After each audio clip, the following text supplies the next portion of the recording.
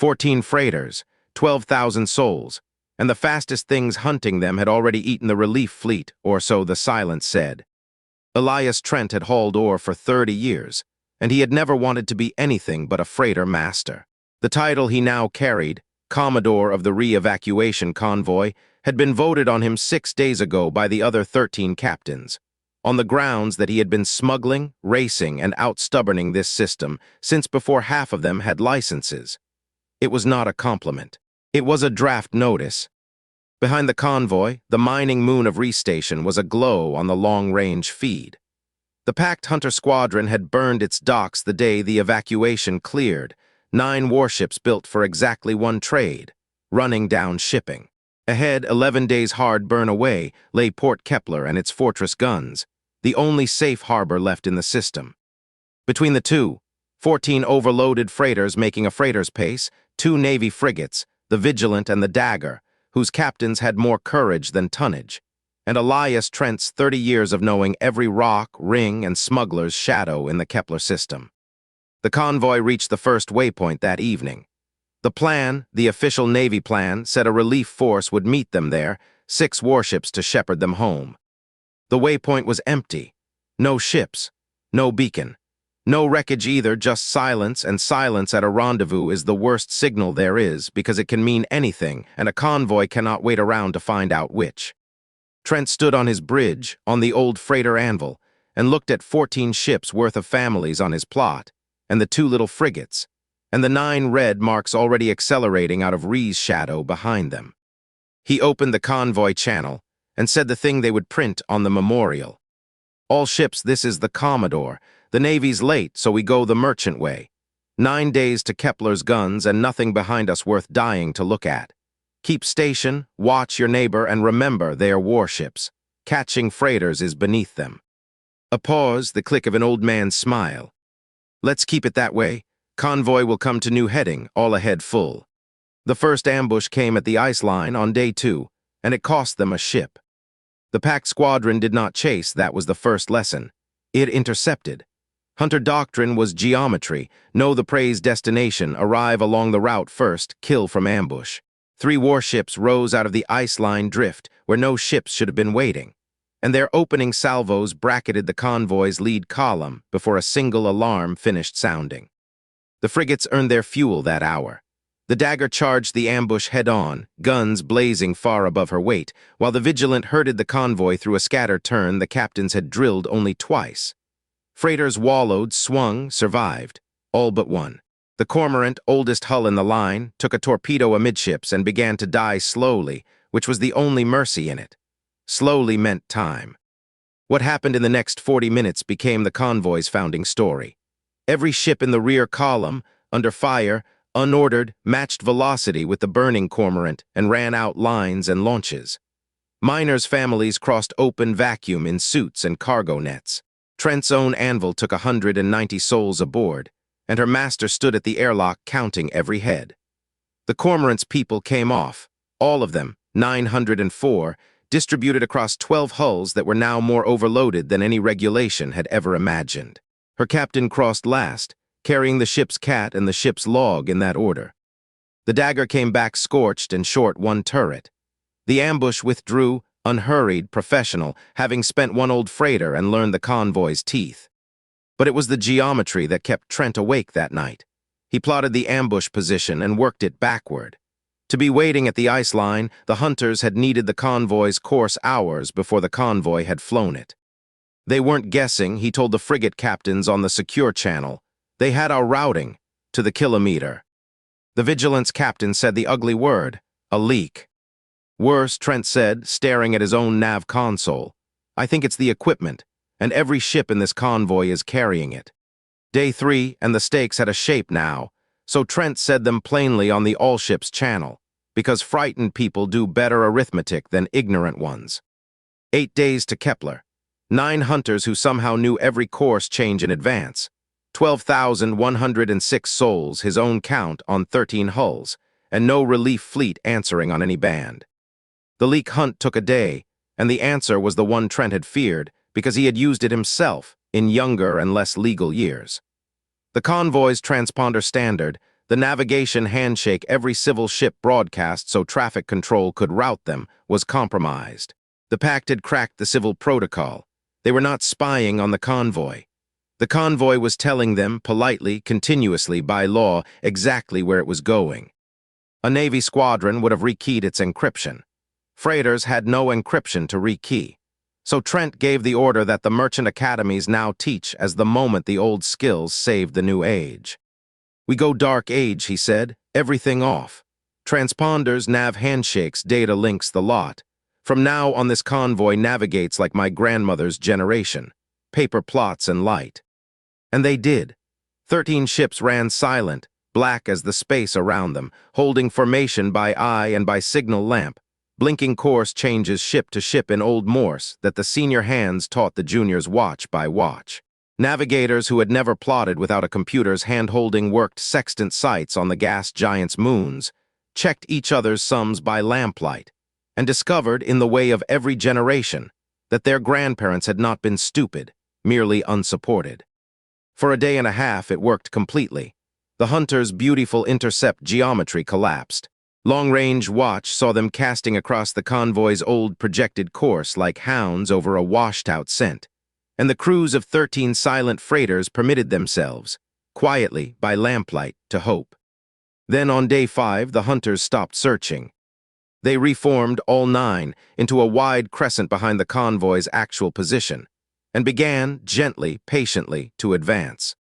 They weren't trying to find us anymore, Trent said, watching the crescent's shape with a sick professional admiration. They know roughly where we are. Now they're hurting.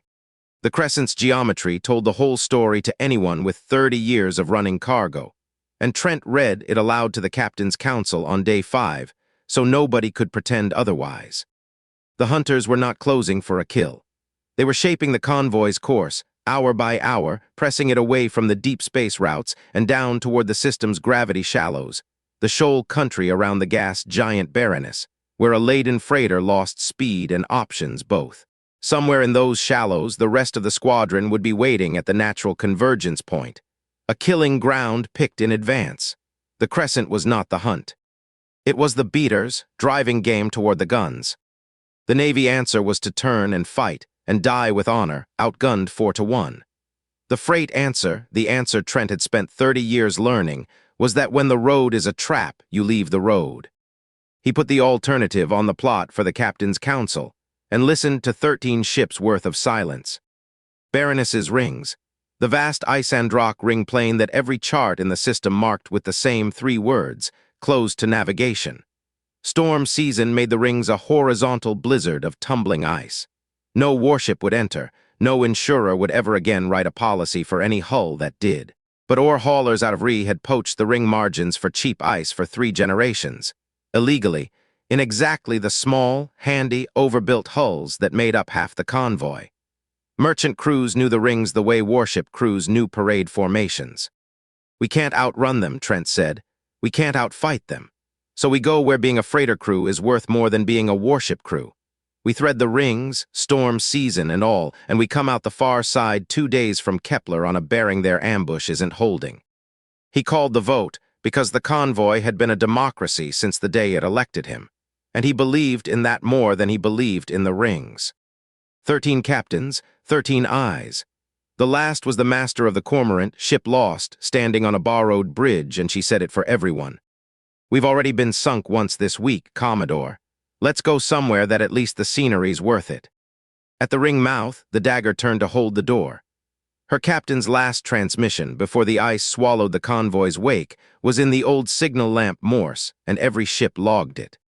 Go, we will be along presently, mind the paint. The rings of Berenice took 3 days to cross, and they were the most beautiful thing most of the convoy's children ever saw, and the most dangerous water their parents ever sailed. The convoy went through in single file, 13 ships nose to tail down the smugglers' seams, the corridors of thinner drift that Ree's ice poachers had passed down hand to hand for 3 generations.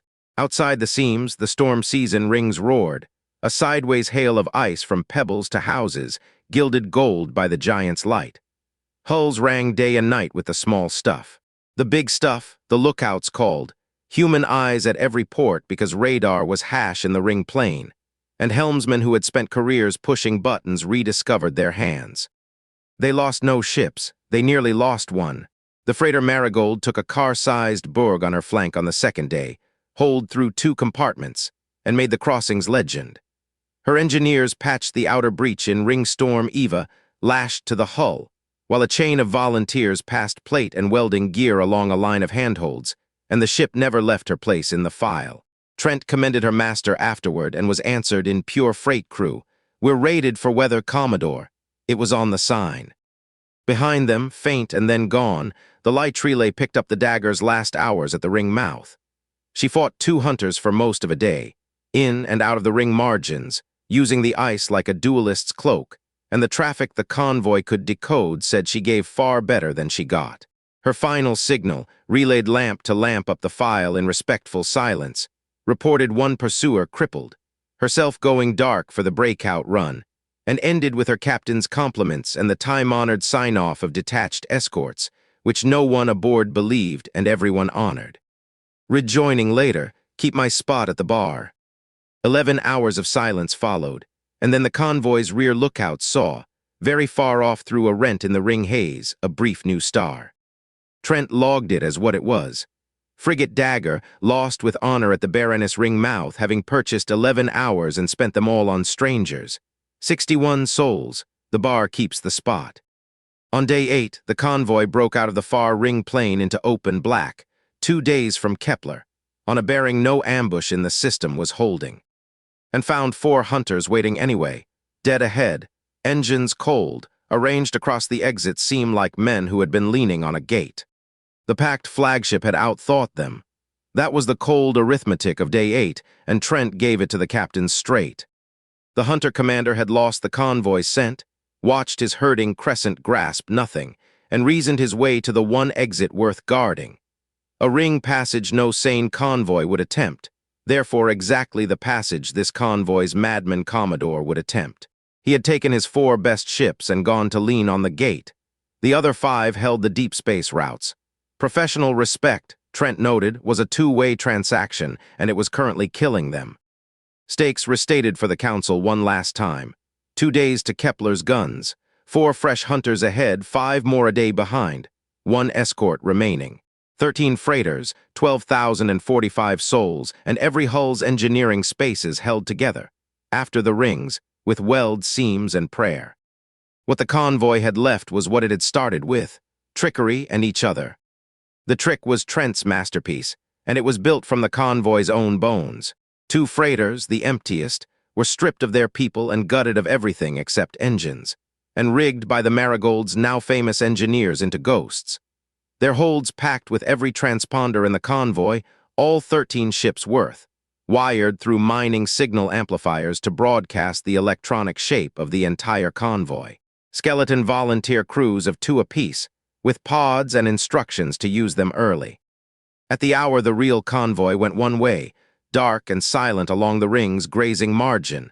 The ghost convoy went the other, straight down the obvious lane toward Kepler, blazing with 13 ships' signatures, making a heroic, desperate, entirely fictional run for home. The 4 hunters at the gate took the bait the way professionals take bait. 3 of them wheeled and burned hard after the ghosts. The flagship did not. Trent watched it on the passive plot, one cold red mark holding station at the gate while its squadron chased echoes, and then slowly, deliberately, turning its bow along the ring margin, along the true course, toward the real, silent, defenseless convoy. Their commander's good, the vigilance captain said quietly on the lamp link. Yes, Trent said, he is. Signal all ships. He looked out at the ring light one last time. Runt. The last pursuit lasted a day and a half, and it was a duel between 2 professionals who never saw each other's faces.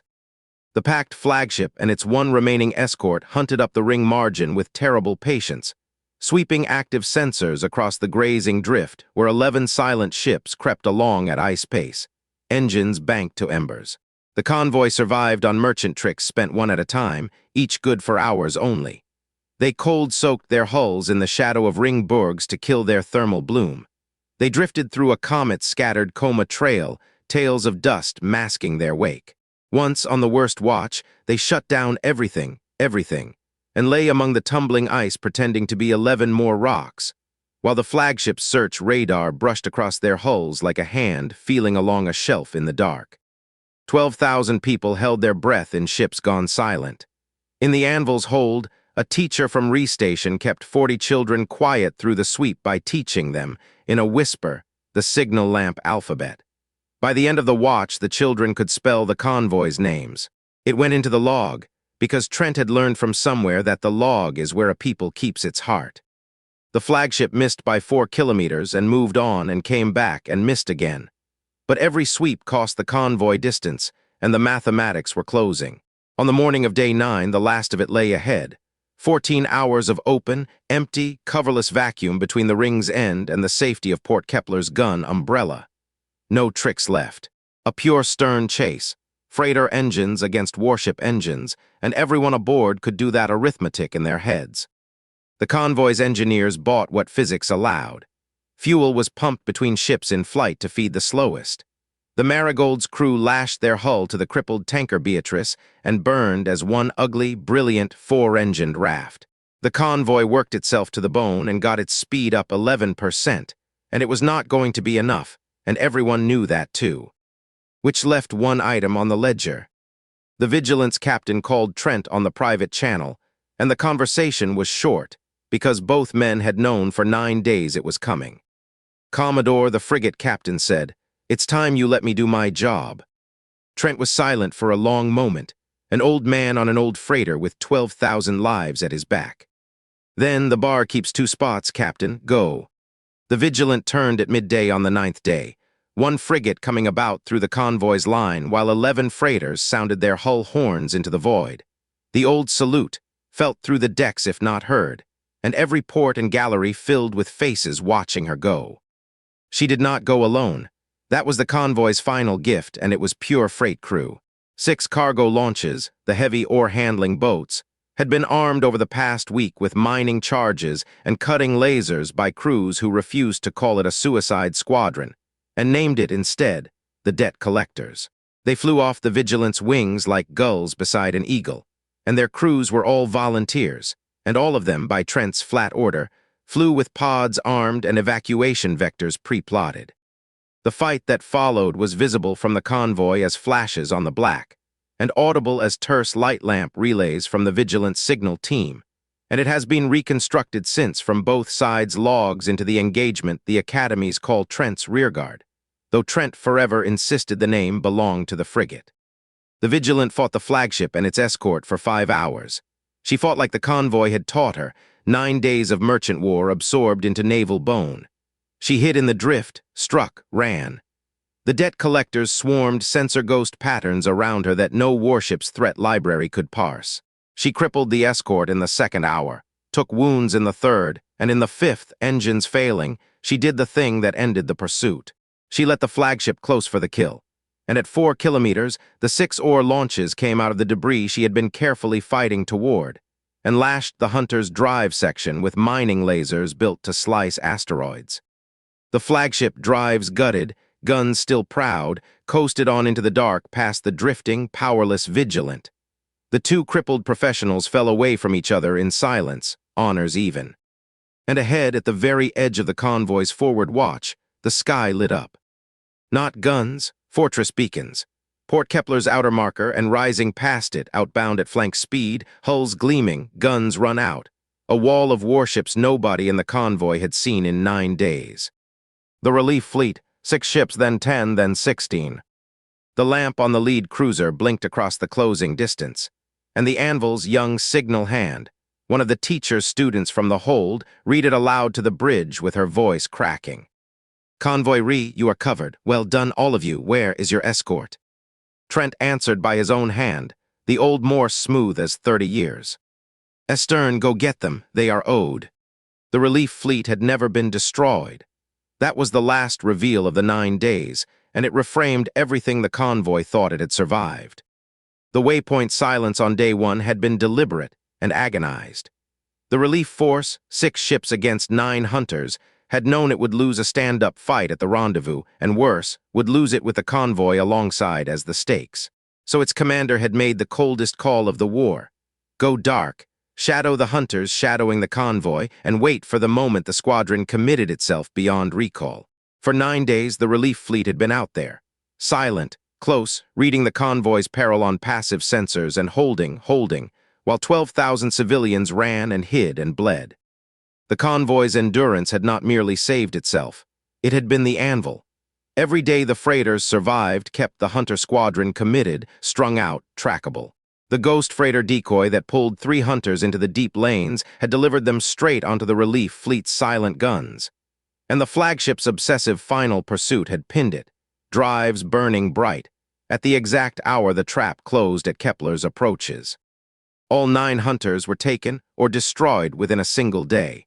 The Pact's raiding campaign in the Kepler system ended with its whole squadron gone, at the cost of 1 old frigate crippled, 1 lost with all hands, 1 freighter sunk with none, 2 freighters sacrificed as decoys, and a bill of names the convoy would carry forever. The Vigilance crew came home. That must be said quickly, the way the convoy heard it, and all ships broadcast from the relief flagship on the last evening. Escort recovered, 118 souls alive of 130, her captain among them, found by the boarding party still at his plot table, plotting with no power to move anything, his ship's next fight. The convoy came into Port Kepler on the morning of the 10th day, 11 battered freighters and 1 towed frigate, and the port, forewarned, had emptied its every dock and gallery. The recordings of that arrival, the horns, the crowds, the lamp signals blinking from 100 civilian ships in harbor, well done, well done, well done, are played every year on the anniversary, and every year the same detail undoes people. The convoy came in perfect single file, ring order, nobody had commanded it. 11 ships keeping station on each other to the last kilometer, the way you do when you have learned, 9 days deep, what a neighbor is. They offered Elias Trent a commission, a fleet advisory chair, and a statue. He declined all 3 by the same method, which was to pretend he had not heard, and filed a cargo plan for the following Tuesday. I have a schedule, he told the news feeds, on the dock in his work coat, while behind him the anvil loaded ore as if the century had not just pivoted around her. The line became a proverb in 2 fleets.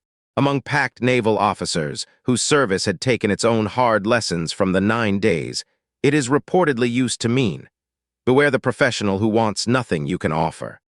But the Navy got its way in the end, the way institutions do, sideways. The academies rebuilt their curricula around the convoy. Merchant doctrine became a discipline. Dark age navigation, signal lamp discipline, thermal seamanship, the ghost ship deception, all of it taught now to every cadet. Most of it taught, for the first decade, by the very crews who had invented it under fire. Hired as civilian instructors at rates Trent negotiated personally and enjoyed enormously. And one tradition outlasted all the doctrine. It began the first post-war year informally and is now written into fleet regulations, and no officer graduates without it. The merchant year, every cadet before commissioning serves 12 months crewing a working freighter, standing cargo watches, learning the lamp, discovering what the convoy's teacher taught 40 children in a silent hold, that the fleet exists for the freighters and not the other way around.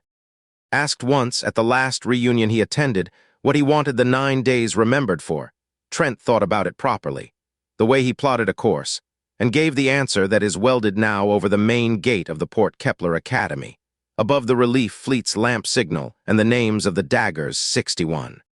The Navy teaches how to win battles, he said. That's needful, and they're good at it, and I'm glad they came over that horizon. Don't let anybody tell you otherwise. But a battle's just weather. Cargo is why you sail. 12,045 souls, that was our cargo, and we delivered. Remember the 9 days however you like, statues, doctrine, songs, I won't stop you. Only get the manifest right. Everything that mattered was in the hold. If this story stayed with you, subscribe. A new one leaves Earth every day.